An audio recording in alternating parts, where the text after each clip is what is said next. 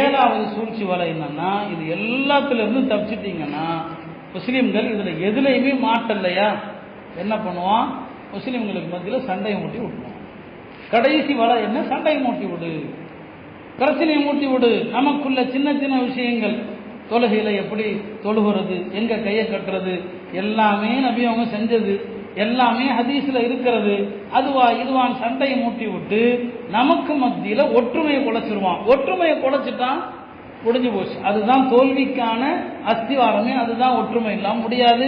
அதுதான் இன்னைக்கு உம்மத்துல பிரச்சனை, ஒற்றுமை கிடையாது. இந்த சூழ்நிலையில பிஜேபி அரசாங்கம் நம்முடைய தலையை வெட்டுறதுக்கு சூழ்ச்சி பண்ணுது. நாம இன்னைக்கும் அது இருக்குதா இது இருக்குதா, அந்த தரீக்கா சரியா இந்த தரீக்கா சரியா, அந்த இயக்கம் சரியா இந்த இயக்கம் சரியா, சண்டை.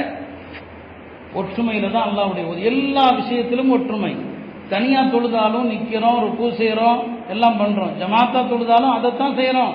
ஆனா தனியா தொழுவதை விட ஜமாத்தா தொழுதா 27 மடங்கு நன்மை அதிகம். தனியா சாப்பிட்றதை விட சேர்ந்து சாப்பிட்டா பரக்கத்து அதிகம். வியாபாரம் தனியா செய்வதை விட கூட்டா செஞ்சா நன்மை அதிகம். பெருமானார் ஸல்லல்லாஹு அலைஹி சொல்லுவாங்க, அல் பரக்கத்து ஃபீ ஸலாத்தின், 3 விஷயங்கள்ல பரக்கத்து இருக்கு. பரக்கத்து 3 விஷயங்கள்ல. ஒன்று அஷ்ஷிர்கா, கூட்டு வியாபாரம். தனியா வியாபாரம் செய்யாதீங்க, கூட்டா வியாபாரம் செய்யுங்க, பரக்கத்து இருக்குதுன்னா.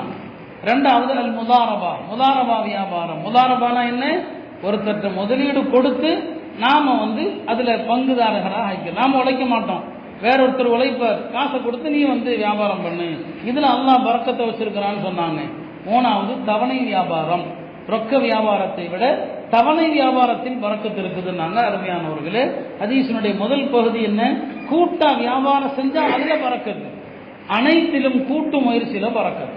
எனவே நான் சொல்ல வந்த விஷயம், இன்றைய கால சூழ்நிலையில அறிவுபூர்வமாக விழிப்புணர்வோடு செயல்பட வேண்டிய முஸ்லிம் சமூகம் ஒற்றுமையாகவும் செயல்பட்டால் மட்டும்தான் நமக்கு எதிரான சூழ்ச்சிகளை வெல்ல முடியும்.